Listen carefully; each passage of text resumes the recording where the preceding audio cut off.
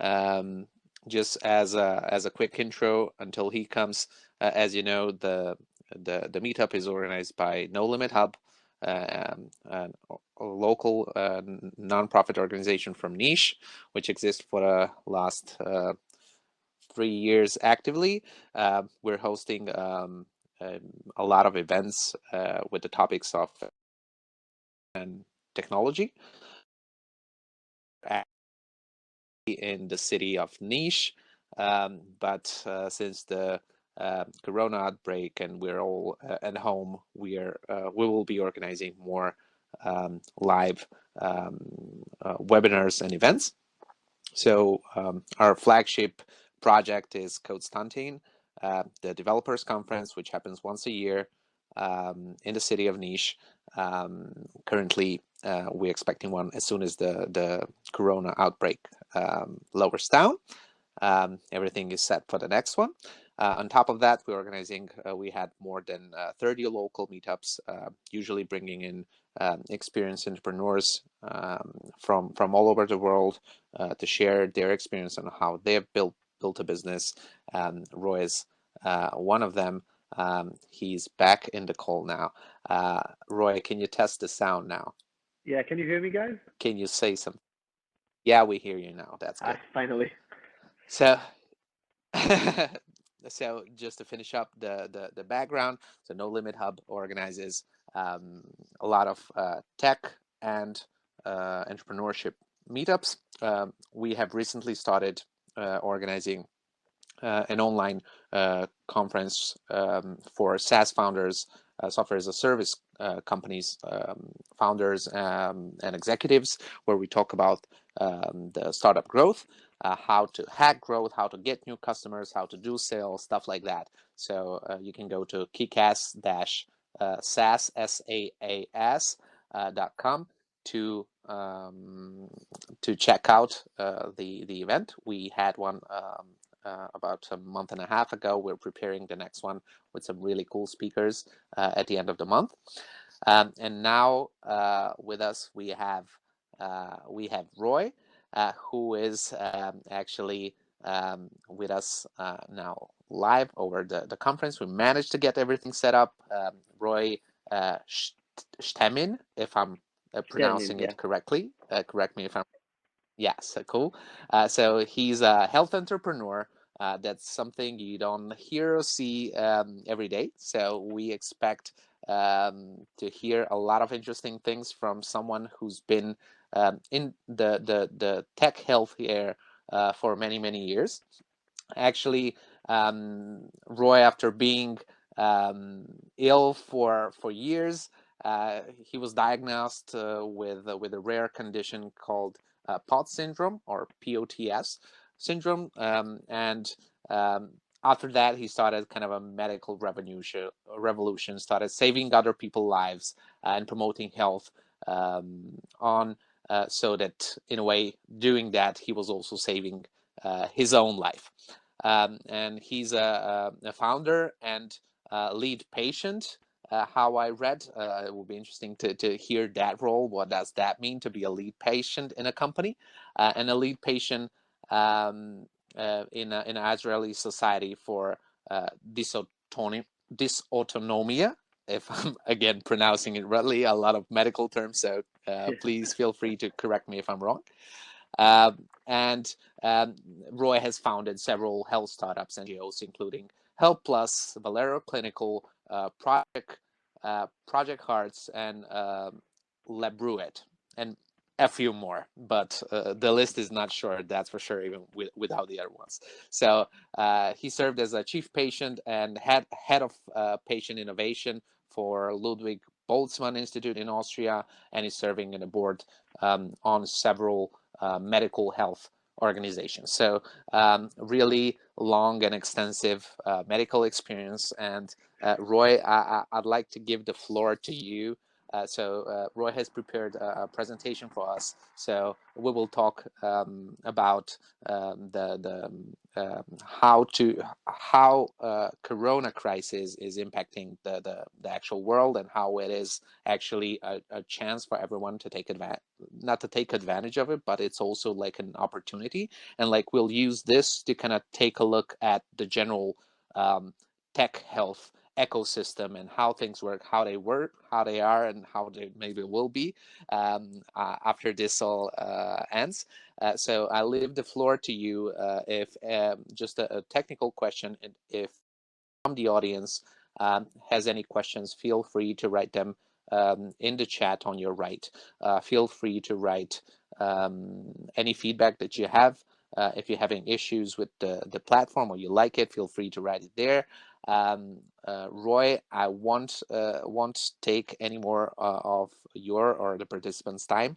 The floor is yours. I might jump in from time to time if there's a certain question that maybe needs clarifying, but you can go on from here, and I'm really excited to hear what you have to say. So 1 minute ago, my neighbors decided to drill in the wall. I'm so sorry. So it wasn't planned. So you might hear it once in a while. Technology is against us today, and also the neighbors. I'm afraid I cannot go to my office due to Corona. So I'm apologizing. Thank you, Nicola, for the introduction. I will soon share my screen with the presentation, but for the first part, I want you to see me, because I'm going to tell you a bit about myself, and I think it's more nicer to hear it, not over. So yes, basically, Sorry, just Nicola interruption. presented. I will switch. Sorry, I will switch my video so that people can have more focus on you, but Sure, I will be here, and if needed, I'll jump in with a voice. So go ahead. Sorry for sure. the interruption. So everybody see only me now. That's great. So yeah, so Nicola presented many of the things I did, and thank you for that. So I don't want to take a lot of your time, kind of talking about myself as a professional, but more maybe about my personal story. Why did I actually become what I am? Why did I invented this role that is called chief patient, or as I like to call it, patient in residence, kind of head patient of an organization, and why does this thing is important not only for hospitals or health organizations, but why is it important for startups? I don't know if everyone watching now is a startup founder, but I found that in any medical startup or health related startups or wellness related startup, there is sometimes a gap between what we think is users and eventually the patients, because sometimes the patients are only the left part of the change if it's a B2B2C kind of startup. And I find that having an expert on board, whether it's a board member or an external advisor or somebody on board that kind of understands the patient world, is super important.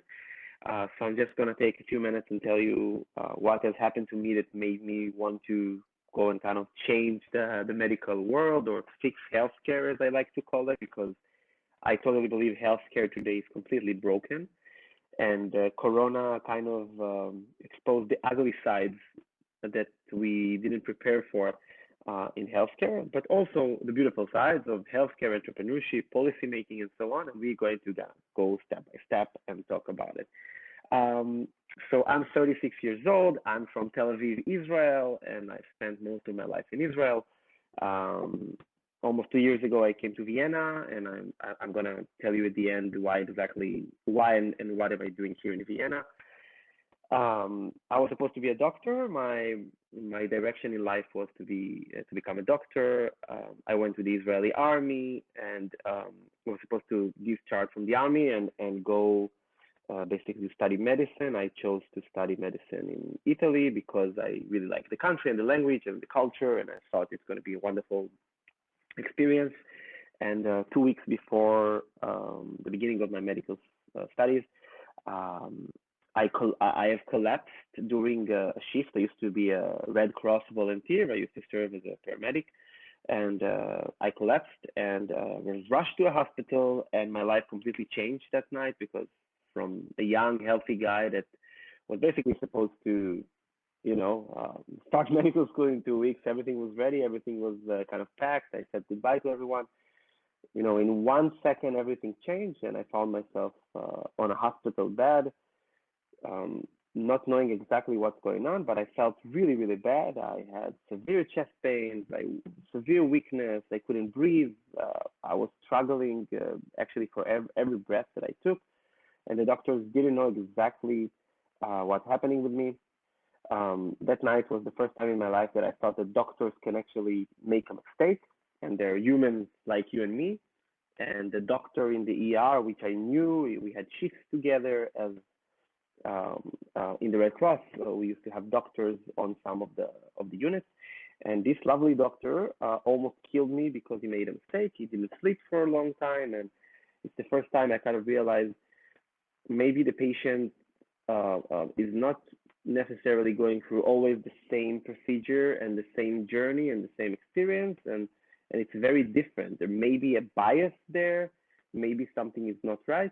I was left in a hospital for almost 2 weeks. I had a lot of tests being done, and then discharged home. I had no diagnosis, but I couldn't function anymore. I was so weak and I had such pains that I didn't know what to do. And it took a few weeks more to start this process of testing. And in the first few months, doctors really tried. I'm this young guy about to start medical school. I was very stressed to miss the beginning of the year. They tried their best, but after a few months of testing, when they couldn't find anything, they started to blame me that I'm actually making up this illness. And it was very, very hard for me because I felt that nobody actually listened to me as a patient. I thought that you come to the doctor and the doctor is there for you. But then I realized that the doctor is mainly busy in typing and bureaucracy, and he's stressed, and you have only a few minutes for you. In Israel, we have a very good medical system, but it's public and it's almost free. So doctors have between 5 to 15 minutes to be with you, depends on the case, on the day. And I realized that something is really wrong here. And in the course of the next few months, I realized even more that we are sometimes even being neglected as patients or mistreated or even for some cases abused because it was kind of the graph was very strange. I became very, very, very sick, but the blame and the mistreatment went very up. So every day I became worse, and the doctors treated me worse. And then I realized something even more strange, that when you are suspected with mental illness and not body illness, even though it's the same, mental illnesses are illnesses of the brain, it's just another organ like the liver or lung.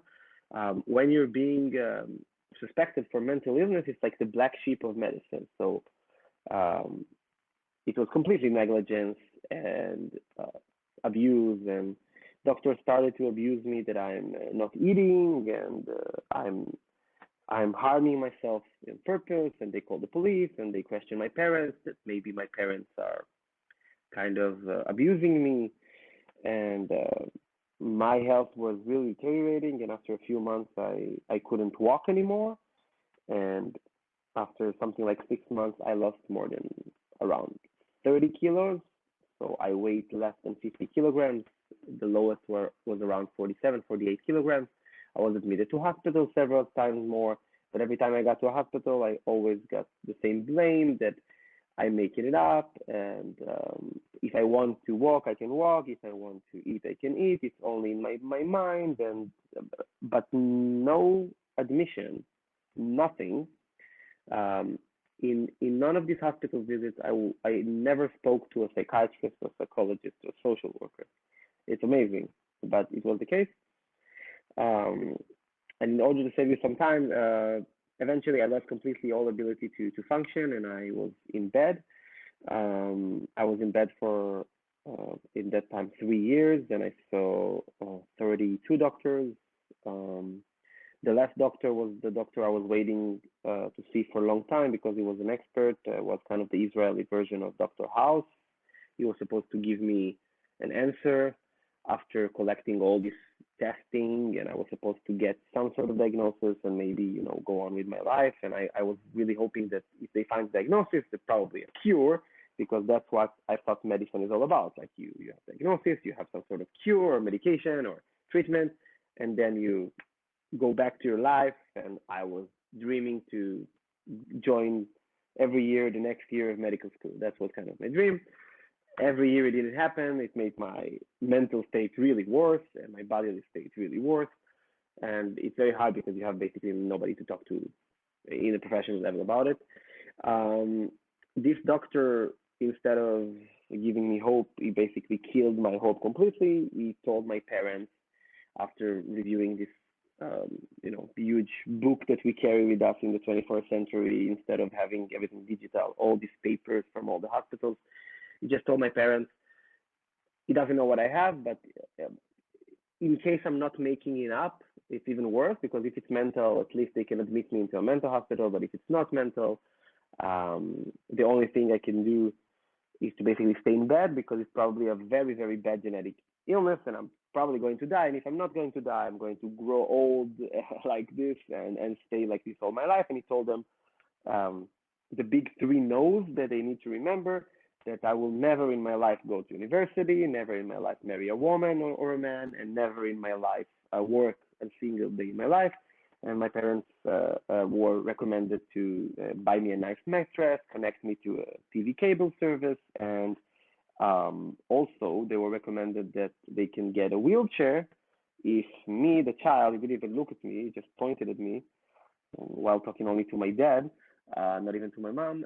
If I want to see kind of the outside world and stuff, they can get a wheelchair so they can take me like a dog for a walk. So in this moment, I realized my life are basically over, and I came back home, and I had basically a choice to make for the hardest night of my life, and I had a decision to make, whether I'm going to heal myself or whether I'm going to kill myself. And I was actually thinking very seriously about committing suicide, because I didn't have like anything to do. Like every time I even moved my head like this, I would faint. My dad had to carry me from the car to the doctor on his shoulders, or a wheelchair. I couldn't move almost. I couldn't talk for more than 10 seconds. I couldn't walk. I couldn't stand. I couldn't even pee by myself. Nothing, shower, nothing. I was completely disabled. And in that night, I made a very important decision, that I need to take responsibility over my own life, and that healthcare is broken. It's not only me, Roy, has a problem, but healthcare is broken, and we need to fix it. And this is my purpose, that I will get better and I can help other patients and fix healthcare. And I didn't know I'm an entrepreneur back then, because it's not something that you kind of one day you wake up and you say I'm an entrepreneur. It's something that you have it inside of you. And I just look at myself as a problem with a solution, and I can solve this problem. And I woke up the next morning and I made a kind of a roadmap, a plan. And after 2 weeks, I managed to get all the materials and all the books for medical school, for the program of the Tel Aviv University Medical School. And I spent the next 2 years in bed studying medicine. And after 2 years, I found the diagnosis, and I found a doctor that could actually confirm this diagnosis. And then I had to basically teach myself how to walk again, because I became from this patient who has nothing and is inventing his illness to this guy who nobody wants to touch because he's too sick. So no rehabilitation facility wanted to have me.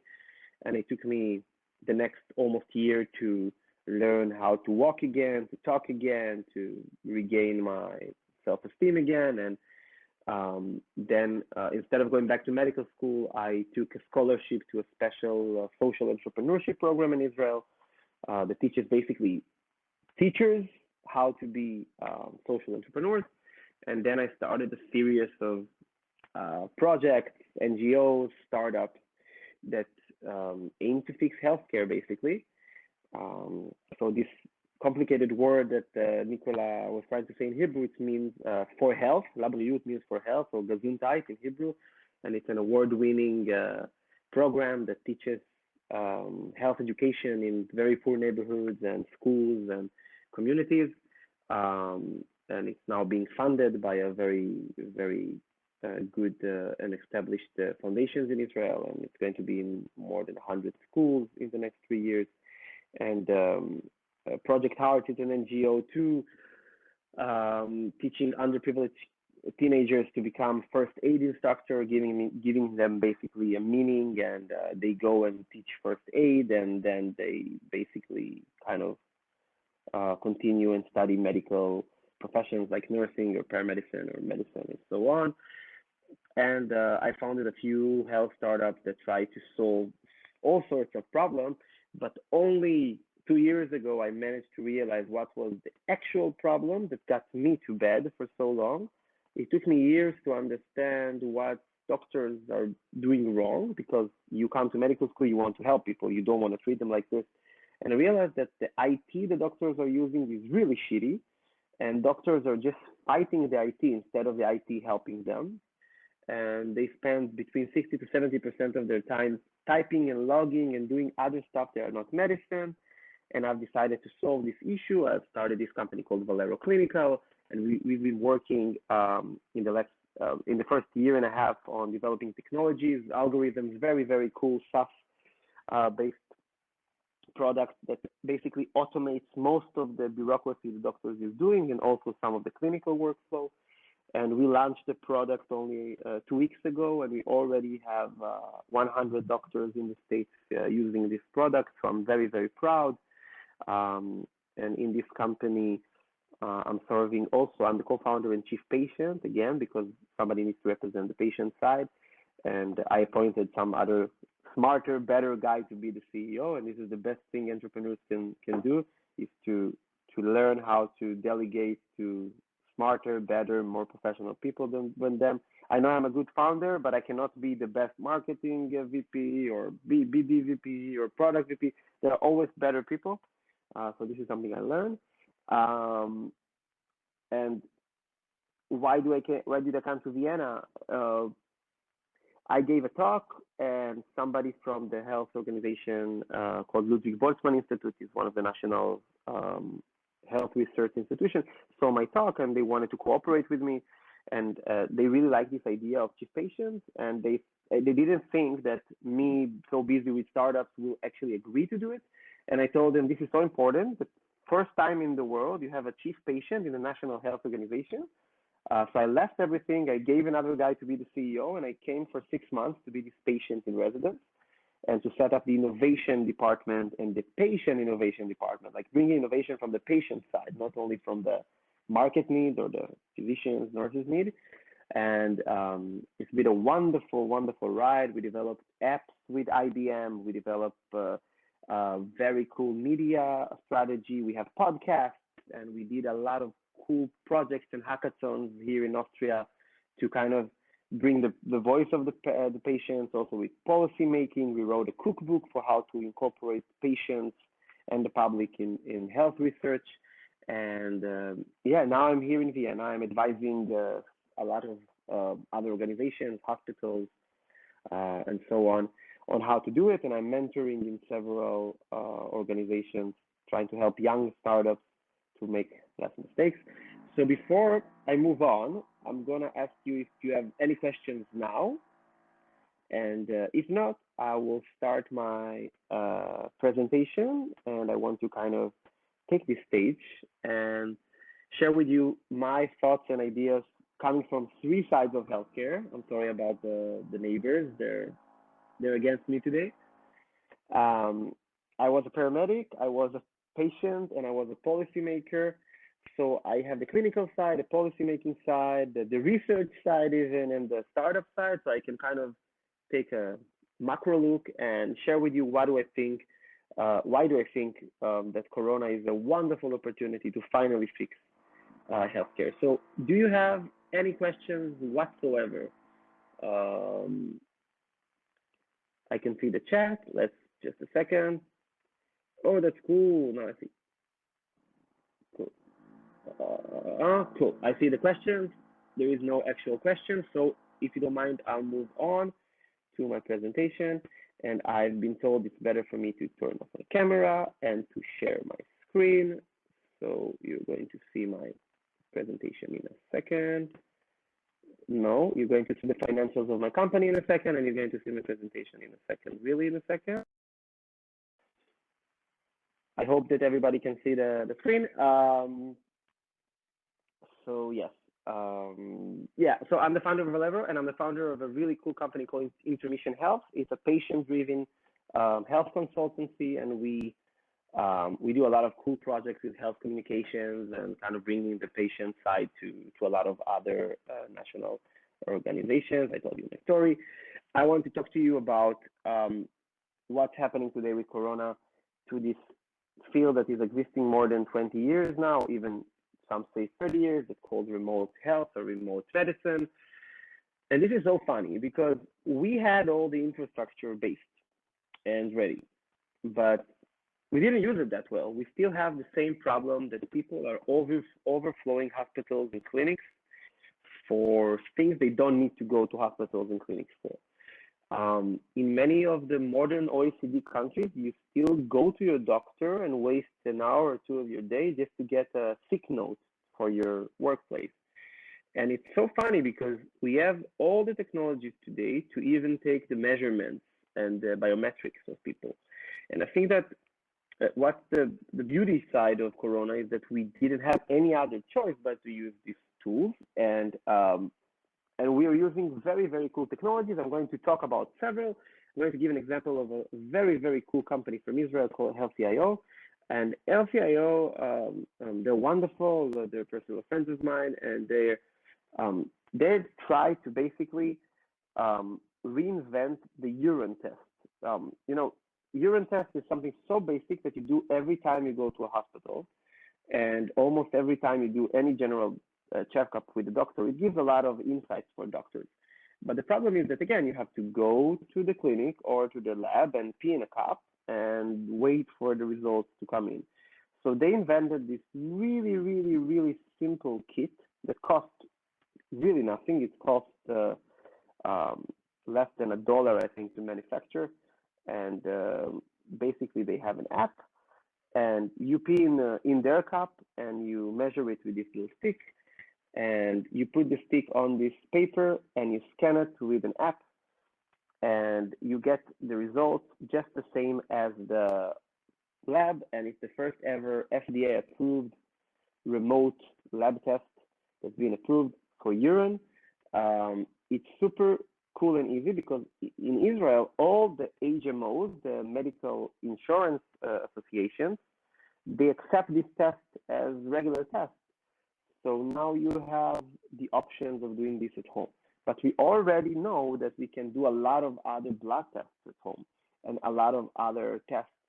So we need to reconsider the infrastructure and the interfaces that we have with our physicians. And I think that in the next 5 years, you're going to see more and more products like this.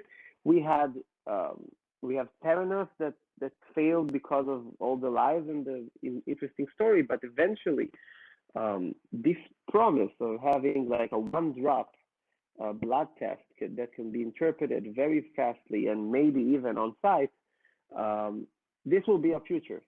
And I think we're going to look at this meetup between us and the doctors in a very, very different way. And as entrepreneurs, I kind of challenge you to look at this field of remote testing, whether if it's urine, sweat, blood, biometrics. We don't need to be on site with the doctor anymore. And we shouldn't forget that we still have an intermediary phase in the next around 5 years, that we're still going to see tests being conducted not only at home, but at doctor office, but not in remote labs. Because right now what's happening, you go to this lab, you pee in a cup, or they take your blood, they collect it in this ice cooler, like for ice cream, and somebody drives with a car and take it to the central lab. There's a lot of problem with it. Some tests goes bad, and there are mix-ups sometimes, but even if it's done completely correctly, this is very a bad logistical nightmare. And we need to look at this as a wonderful opportunity to develop on-site diagnostic tools. And if we have this for urine, we can dream ahead for other stuff as well. Let's talk about home care. Home care is a wonderful example of something that is already been happening.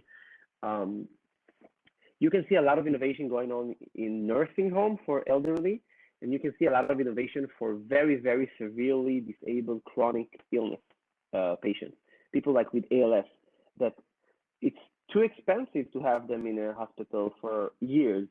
So basically, the insurance company, it's cheaper for the insurance to buy or rent the hospital bed and some basic equipment and to send the nurse once or twice a week and to have a caretaker being with the patient every day. So when we look at it, I hope you've never been in hospital admitted, but when you're admitted to a hospital, if it's not intensive care, basically you have one time a day somebody come to take your blood. We talked about it, that it can be done at home, right? Or urine and blood. And you have 2 or 3 times a day a nurse come and check your vitals. We can do it with wearables. And the doctors come and talk to you once a day or once in 2 days, and sometimes you have some tests, but you just lay there and doing nothing. We can basically transform everything from hospitals to home or to the community care. And this is a wonderful opportunity for us to actually look and see that we waste a lot of resources. We talk about hospitals bed. If we have enough hospitals bed, and this is the main economic measurements to test the success of healthcare sometimes.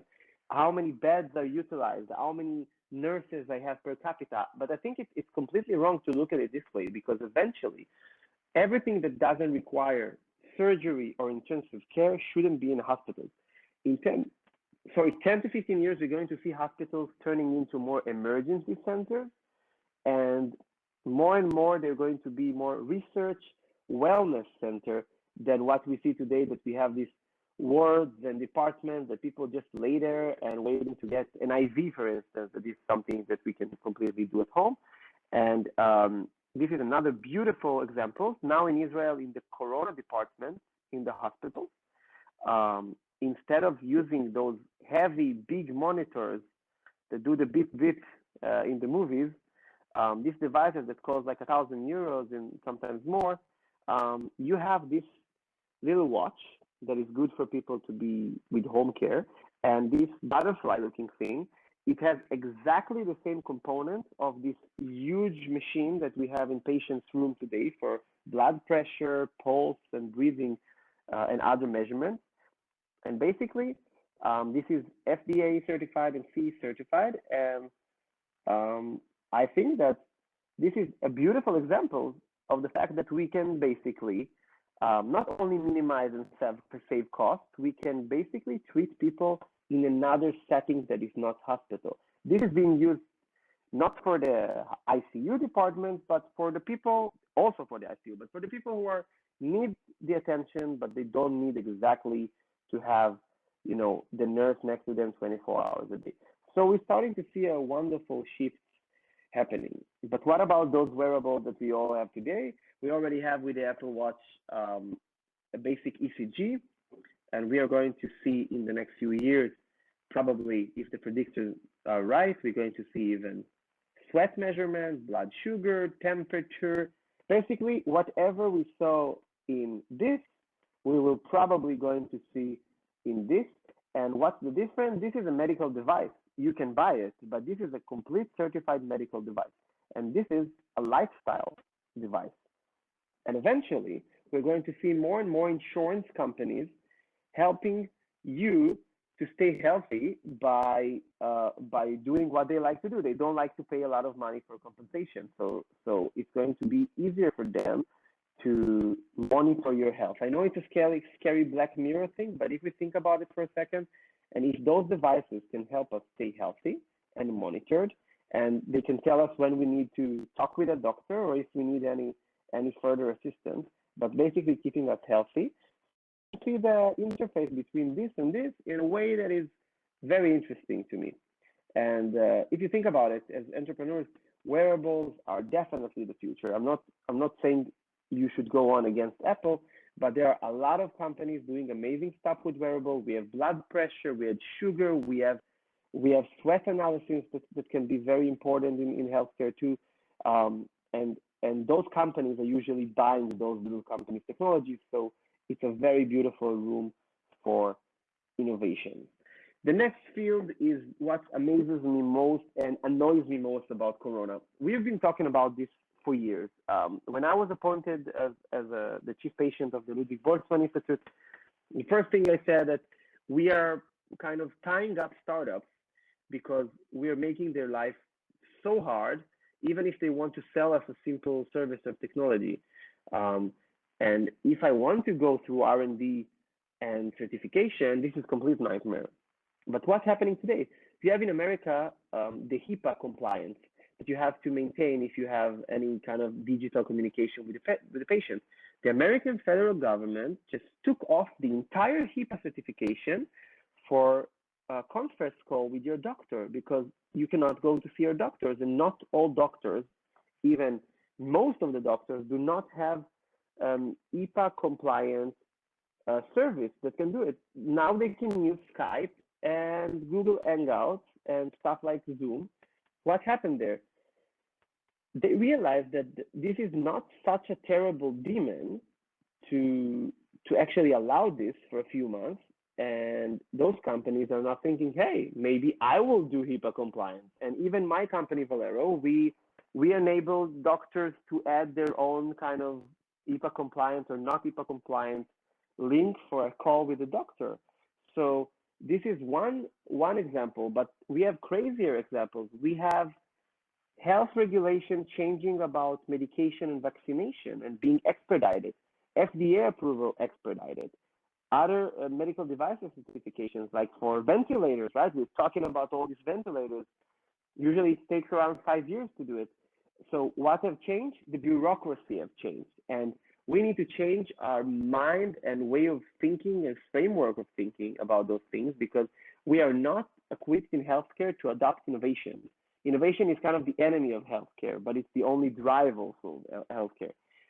So I think that now, taking off all those barriers, it's a good time for us to do like what happened in the World War II, that the aviation industry became from wood-made planes to jet planes in around 5 to 6 years. What happened? It's only about those kind of R&D, bureaucracy, and the need. They had a fight, we have a fight now, and I think this is the main driver for healthcare fix. And it's super interesting to talk about the next thing, because the main thing everybody's talking about now as a cool thing in healthcare is patient-centered care. Everybody's talking about patients and patients, how important are patients. But when I actually go and talk to hospitals and medical organizations, it's just a nice thing to say. The patient is really the last thing most organizations think of. And healthcare is the only industry in the world in which the customer's opinion doesn't really matter. Imagine you're a factory that makes beer and your beer is disgusting, nobody will buy it, right? But you as a patient, you go to a hospital to get treatment and they treat you like shit and nobody cares. What can you do? Write a letter, somebody maybe reply it. So this is really a right time now that we're isolated and we realize how important it is to be in a human touch and how important is this human connection and to take care well of people. I think this is a really good time to really switch healthcare to a patient-centered care. I'm talking about patient innovation, like what the patient really needs, the patient journey. Do I really have to go through this bureaucracy? Do I really need to have those millions of pages on pages for a medical record? Do I really need to do the insurance bureaucracy myself? And I think that patient-centered care is completely around the patient, not talking about the patient. And if we take a very good look at Corona, we are talking about humans again. Everything is about humanity again. Everybody is helping each other. Everybody is looking the other person. And for me, it's a very beautiful opportunity to look, even though we're isolated, we can still generate a very, very beautiful processes in which we include patients in every decision making also. I made a first decision as an advisor to put 2 patients in every hospital board that are involved in this project. I think the patients should be not only people you take care of, they should help design research, They should help design product. They should help make decision making. I think every startup within healthcare must have a patient in residence or chief patient. Every place you have a chief medical officer, you need to have chief patient officer. And I think it's a wonderful idea. And if one of you have a startup that involves healthcare patients and want to learn more about it, you can I'll be more than happy to answer questions later. Another beautiful thing that we see with Corona is that we cannot tend to a lot of people because everybody's so busy. And we start to ask ourselves, who really is my doctor? Who will be my doctor in 10 years? And when we're going to move to home care and we're going to move to community care more, doctors are going to be more like flight controllers and less of the actual drivers of the system. Doctors are well trained, they have a lot of knowledge, they have a lot of expertise, and very, very poorly utilized. We use them as clerks or secretaries and not as brains that can think and make decisions most of the time. And most of the people who will take care of us will be what we call advanced practitioners. Nurses, there are nurse practitioners, nurses with a master's degree, they are specialists in one field, or what we call physician assistants, PA, in a lot of countries, not only in the US, also in the UK, in other countries in the world, like Ireland and Israel now and other countries. Those people who study for like 4 or 5 years just to be experts in taking care of patients under the supervision of a doctor. And in America, I don't know if you've ever been to an American doctor, but most of the people you will see in a clinic or in a hospital when you go into emergency room will be those people and not doctors anyway, because we don't have enough doctors. In the future, we're going to have a lot of technologies assisting with decision support. This is automation and decision support going to be a lot of the hottest fields in the next few years, in my belief. And the doctors are going to be more of decision makers and supervisors and less caretakers. If we combine eventually everything I've said together, we are looking at healthcare that has a lot of room for innovations because people are going to spend more time at their home, less time wasting on any bureaucracy. Now we do a lot of errands. Everything is being digitalized, and also healthcare. Medicine is going to be delivered to you by drones or other delivery service. You're going to see the doctor mainly for health reasons, not for sick reasons, and more for wellness calls and to actually see the doctor. And eventually, we're going to use a lot of wearables and other technologies to keep people home and away from hospitals.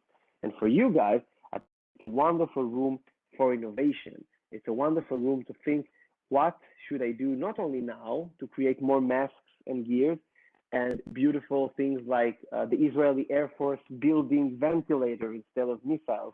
It's beautiful, it's amazing, but why can't we use it in a regular day? Why can't we use the innovation we use to kill each other to actually heal each other and help each other? So I really call you to think, where can you come in? Where can you innovate? And if you have any idea, any cooperation idea, anything you want to share, anything you want help with, feel free to write me here, and I'll put my email on the chat. And what I would like to do right now is to bring myself back to the main screen and to ask you for your questions. I think it's a wonderful time for that. And I will just write my email here if you want to cooperate or ask me anything in personal. If you don't mind, organizers, that I'm giving my email, so you can feel free to use it. And my Instagram handle also, if you want to follow my work. I'm in all social media under Roy Shternin, and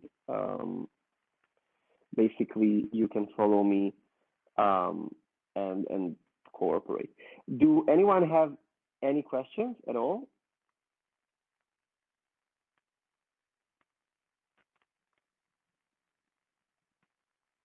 Thank you, Marco. We have a little problem with the chat, so it wouldn't get some of the thing I'm typing, but I will make sure that you have all the information that you need about me. Maybe Nicola, do you want to lead the discussion here? Maybe it will be a good idea. Hi, Gina.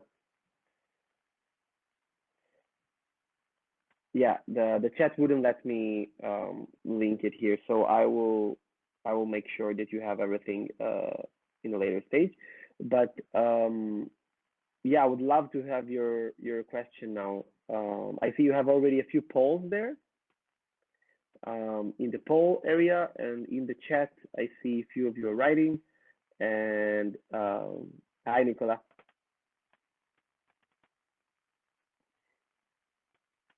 I cannot hear you. I don't know.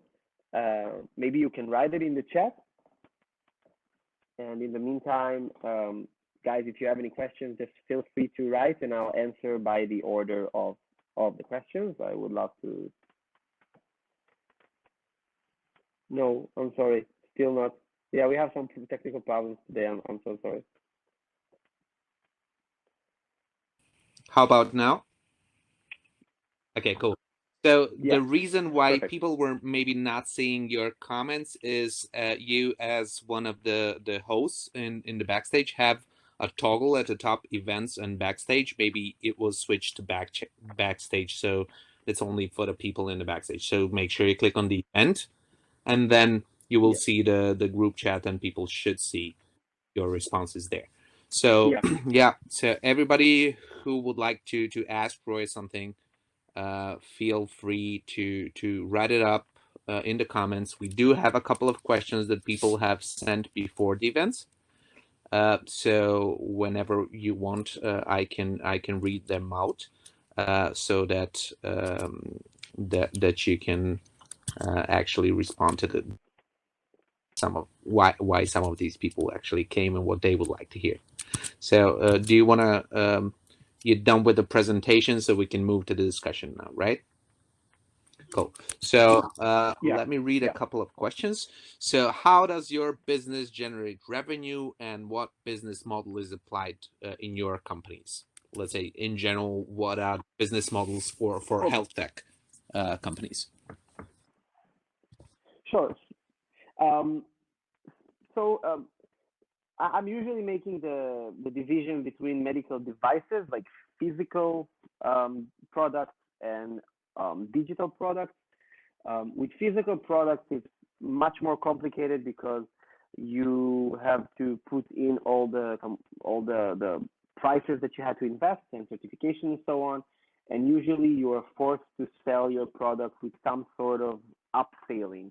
So it's a direct sell or a group sell.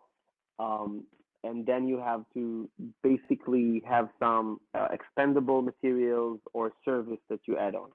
In a digital uh, product or SaaS product, you basically either charge um, your customer directly or you charge an organization. So with my specific startup, with Valero, what we do is that we partnered with the company to create the medical record, the CRM the doctors are using, and this company help us to actually sell the product to our patients because we're part of the system. We're an add-on to the system, and they charge more money to use this add-on. So we basically charge it by doctors, and we have now around 100 doctors. It's around $100 per doctor per month. There are more than 200,000 doctors using those systems, so it's a huge market. This is kind of thing, and it's funny that I can see some of the questions and some not. I can see Yeah. Anya's question. Can I Yeah, I answer it mean, now, we or can you? take any Yeah. turn you want. If you want, we can answer Anya's question next. So you were mentioning patient-centric medicine. It's a buzzword in many fields, but could you give us a bit more details on some specific contributions you're working on related to doctor-patient relationship, which is expected to be more patient-centric these days? It's a beautiful thing, a beautiful question to ask. So I'm working in several main areas. I'm doing media work, so I'm doing a lot of awareness raising for patient-centered care and for patient-led revolution. So it's a lot of media, TV, and so on. And we are working on actually on a few projects with Serbia. I cannot talk about it yet, but it's going to be very cool. The media side of things. I'm working on the policy side as an advisor to put patients in hospital boards and to put patient councils and patient boards in heavy health organizations. And I'm working on education. I'm teaching in medical schools, in nursing schools, and working with doctors' organizations to kind of bring healthier communication to the table and to talk about the patient experience.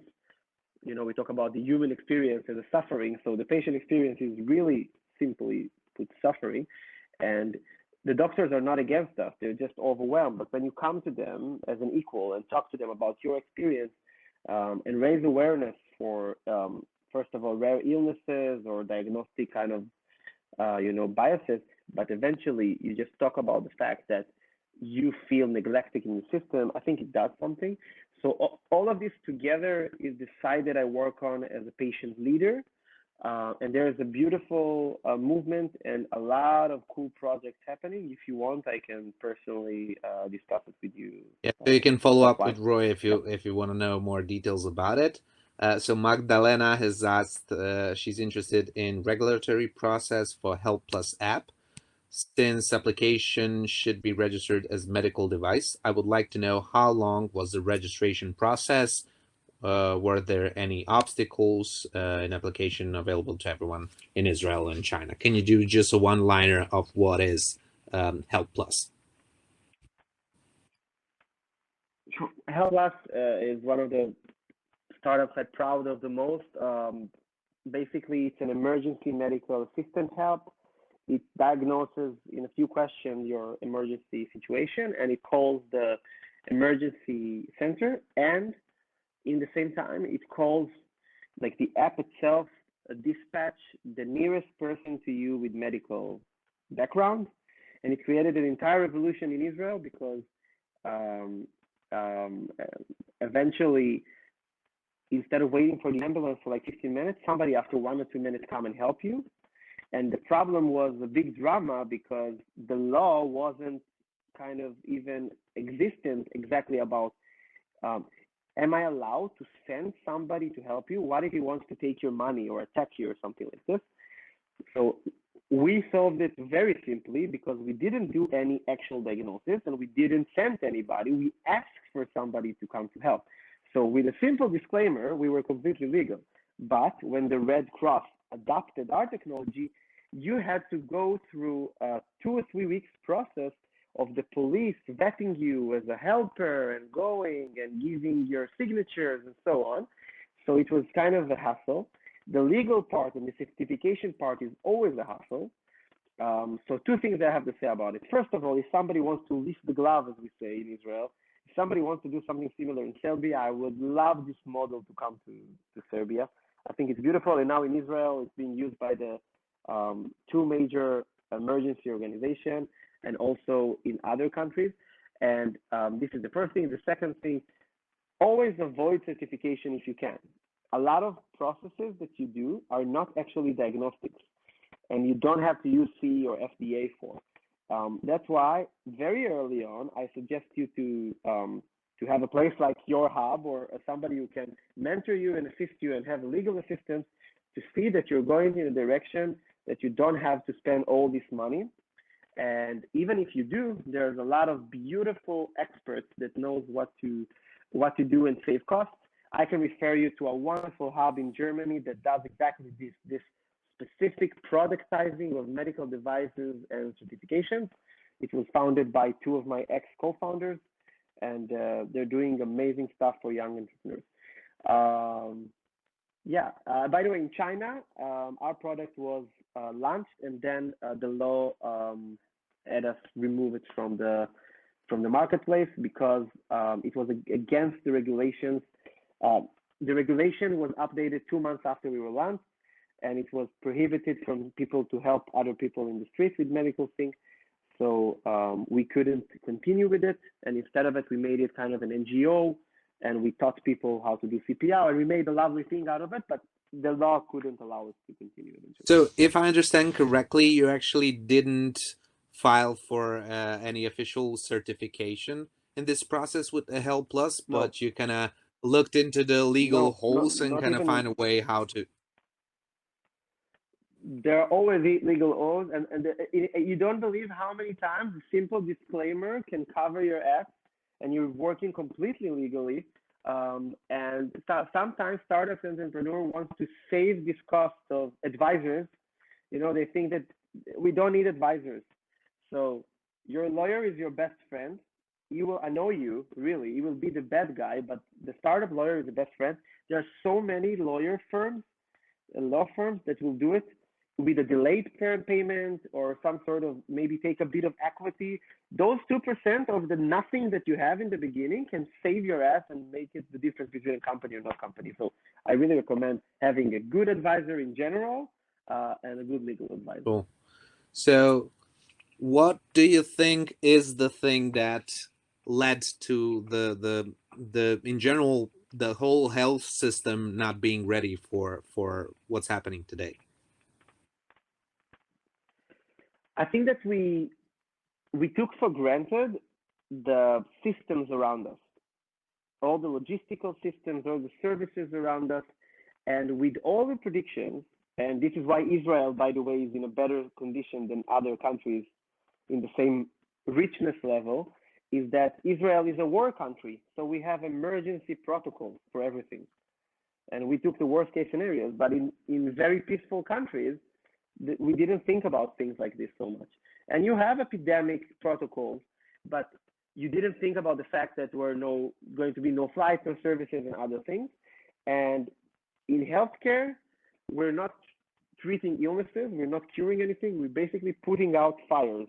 We're treating symptoms, we're treating, those patients come, they have something, like in those hospital games, you have to solve this problem and kick the patient away. This is how we treat patients, this is how we treat the system. We're not thinking about health prevention, health promotion, we're thinking about kind of maintaining ourselves. And even if you go to the richest country in Europe and you go to a hospital, everything looks the same. Even if a richer, poor, they try to kind of keep everything on low heat. And we need to think ahead. We need to think about what will happen in the next epidemic, because with climate change, I'm afraid we're going to see more epidemics. And what will be in the next 10, 15, 20 years. Are we still using those beds and hospitals and monitors and the same systems, or are we going to innovate ourselves into thinking about the next stage? That's at least my thought. Yeah. So how do you see the innovation? I mean, you already talked about like pulling the blood out of like mobile blood sampling and analysis. You talked about the wearables, which will kind of become an integral part of everyday lives. But what do you see in the next 5 years, the one thing that will really make a difference that maybe people today are not aware of it? I think wearables. Wearables? Yeah, one of my closest friends is one of the inventors of the first tracking technology. That he sold this company $300 million to Fossil. And when he did it, people didn't understand why Fossil. It was like almost 10 years ago. Why did Fossil pay for tracking of kind of vitals of something, And it was kind of those strange deals. But today we're talking about 10 times bigger of worth of deals. Wearables eventually are going to shape the way that we are taking care of ourselves and avoiding healthcare. And I believe that if done right, we have a very, very beautiful opportunity to keep our population healthy. And if we now had more distributed wearables, we shouldn't have to, we now trust the statistics about Corona. The government of Austria released some of the quarantine measures because of statistics. But if everybody had a wearable and is willing to share the data of his fever in the last 2 weeks, So this is your certificate. Now you can go out, right? Um, we have a lot of other examples, and I would bet my money on it. I'm all for digital health. Yeah, I'm in the business, but I think it's the combination of How both. is that kind of impacted by the general like increase in privacy aware people and like the digital health data being the most sensitive one? So how is that kind of privacy awareness dragging down the innovation in healthcare? Is it, and like how do we overcome that? I think that eventually we're going to see two different things happening: the states and the EU. The EU always keep the privacy of its citizens better, kind of, because it's less money driven and so on. Eventually, it's going to be, I think, very simple. You're going to have opt-in and opt-out systems, and for my personal doctor, if I share my health data with, I think it can only do good.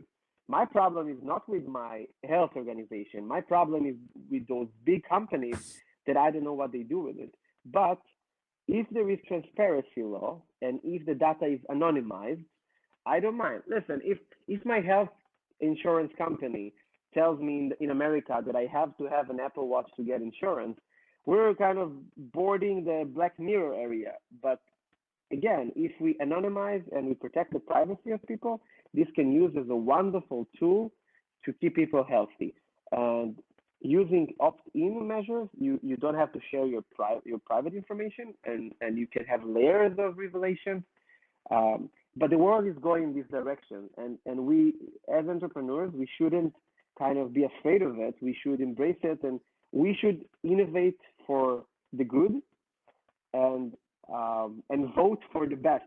Kind of have good people, policy making people that actually take care of us, because we usually as entrepreneurs we don't have a good say. I think Israel is the only country that in the Senate, in the parliament, you have a committee for startups, and you have startup founders talking with parliament members. Maybe it's something we should adopt. I know that I'm not sure, your president or your prime minister is a businesswoman. Prime minister? I'm not sure. Unfortunately, none of them. President has never held a None of them? single paid job before becoming a president. Oh, I see. I see. I thought Maybe it confused us with some other that country.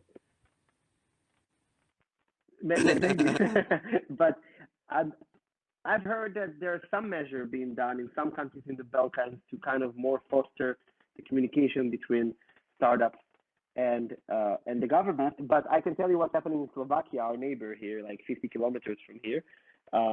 Their president is a businesswoman, and she said, "Okay, like startups are the best thing a country can have. Come here, no matter where you're from. I'll give you visa.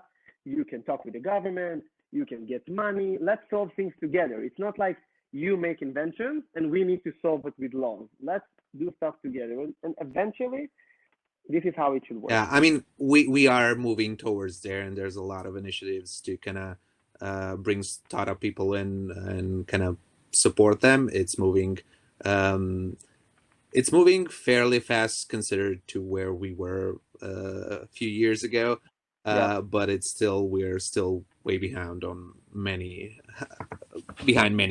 other countries in Europe, but especially in Israel, which is famous for its startup ecosystem and support of the government, and like the Israeli military leading the actually tech innovation in many different fields. So that's an interesting topic for itself, especially since you were a part of. I mean, it's obligatory for 2 years for men and 1 year for women. Yeah. I was a part of. So Yeah. in Israel, the women. I served 2 years in the special forces and 1 year in the Red Cross, but you have beautiful things happening.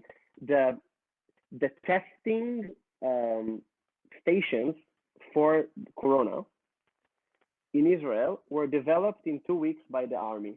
Mm-hmm. All the ventilators in the hospitals, the new ventilators, were developed in 1 week by the army. So look what we have. We have all these minds, and we have all the knowledge and tools, but we're using it for the wrong things. Of course, I'm not a politician talking about if we need armies or not, but if we want, we can change the world. And I've been a mentor this week in the Global Hack, and before that in like X for Italy. and the hackathon in Finland, and everybody's coming together. I mentored teams of kind of Arab countries startups that in daily life we wouldn't even talk, and I think it's beautiful. I think that Corona brings us together, and if we think about it as entrepreneurs, I really believe that only entrepreneurs can bring peace to the world because we care about improving and making this world a better place. And if we foster all the innovation and lower the regulation and kind of listen to each other, we can solve anything. Cool. So just if the other people didn't understand what you just said, you said it quickly, but in general, in Israel, once the corona outbreak started, the military, which in Israel has its own tech department and cybersecurity department and a lot of other stuff, which is really strong, they repurposed and made the primary goal for the military to come up how they can build respirators to build them in-house, basically in Israel, for Israel, and do not depend on an external goods and respirators to be imported when ready. So and they did it in 2 weeks. They made the blueprints and they actually started making physical respirators that they started dispatching to hospitals. I think that's an amazing example of how a situation like this can actually bring a lot of health breakthroughs, and not just health, but in general. Like if entrepreneurs are focused and want to do it, they can do it. But like times like this, kind of, as you said, can sometimes fasten the regulation or lower the regulation, and that could be an opportunity. And while we at it, so I'll have my last question, or maybe one more. But if anybody from the audience also wants to ask something, feel free to write in the comments in the chat. When I talk with people from pharmacy or the healthcare and starting a business in their area, they're like, always the first response is like, it can be done. The regulation is so complicated. Like if you want to import um, something, whatever, even if it's not a typical medicine, which is of course higher regulation, but something else, like they feel like the bureaucracy is so hard that it's impossible to do it. Is it really impossible, or is it really as any other entrepreneur's challenge? Like it has a certain things that you need to do it, and if you focus yourself for like a month or 2 or 6, you will get it done. So how does it really work in practice? I know you don't know Serbian, let's say, import laws, for example, but like you've seen your share in different countries. I've heard stories because I'm a mentor in the Imagine East program in Serbia, and I'm working with the Swiss Connect people to help Balkan countries. But I'm not a lawyer. I just heard from other entrepreneurs it's almost impossible, but they told me I couldn't walk and it's impossible for me to get better. So I think it's all here, and I've proven myself that all these challenges can be proven. When I started Help Plus, the first week, I still have this file saved of the board meeting of our 3 students sitting in a room. And the aim of the startup was for the Red Cross to adopt the technology. And my friends told me, "Are you stupid? The aim is to have many downloads as possible." I said, "No, the aim of the startup is to do the impossible, because the Red Cross was the one organization that was our worst enemy. They did everything for us to fail because they were jealous and bureaucratic. And eventually now they're using our technology. And I think that laws can be completely shit against us startup entrepreneurs. And there's a few ways to deal with it. Of course, we can raise awareness, we can write parliament members, we can do a lot of, all these political things. But also, if we have good legal advisors, we can find the loopholes and we can make it happen. I've heard about a startup in Belgrade that, in order to save some of the things, they just open a branch in Austria. So some of the things are being solved like this. There's always solutions. And if you have right guidance, mentorship, advisorship, my role as a kind of more veteran, I have something like 10 years of experience in startups. Some people have 30 years of experience in startups. My role is to help young startup entrepreneurs and founders to make mistakes. I saved the startup in Vienna for free. I didn't charge them one penny. I saved them 30,000 euros on a mistake they were about to make. Why? Because I made the same mistake 5 years ago. Like my only job is to keep you safe and to keep your money in the cash and to help you bring your startup to a better place. So just use those amazing mentors that's being offered to you. Cool. So yeah, No Limit Hub brings a lot of interesting people from time to time. So for everybody on the call, make sure you sign up for the newsletter or to receive updates in some other way, like our social profiles on Facebook and Instagram. If there are no further questions, I'll give you maybe a half a minute if somebody else wants to type in something for the end. But I'll also like to let everyone know that we were recording this session and we will make it available to other people who couldn't join the call or whatever, if that's okay with you, Roy. Thank you very much for your time, for sharing your experience. I hope that people found it inspiring and useful. It's definitely not an easy task to build a healthcare startup. It's not an easy task to build a startup in any area. So it does take some perseverance, but you mentioned some interesting views, and obviously there's even like my takeaway is that there is an opportunity in healthcare. I think that some people, even if they don't want to build a business or don't want to go through that hustle, maybe just starting to brand themselves as kind of chief patients and like trying to talk with some other software companies, or maybe even some private hospitals or whatever, to kind of accept that patient-centric mentality. I think that there is an opportunity for some new interesting jobs which could bring value for some people. So there's an idea for that. A bunch of people are saying thanks in the chat. So I guess they did find something useful. Again, thank you, Roy, for taking the time and sharing your experience. If anybody wants to get in touch with him, he shared his email, or you can go through us, whatever is easier to you. Thank you for the time, and keep in touch. Follow No Limit Hub and our future events. Thanks to Bratza and Alex for all the support behind the scenes, and we hope to host you again sometime in the future. Thank you. I will come after Corona. I will come to Serbia again, and I would love to be your guest. And thank you guys for taking this hour and so to listen to me. Please follow me on social media, especially on Instagram. I'm launching also videos. I'm calling myself the Chronic Entrepreneur, kind of sharing my journey as an entrepreneur and how to deal with all these hardships that we're going through. So feel free to follow me on all social media and to stay in touch.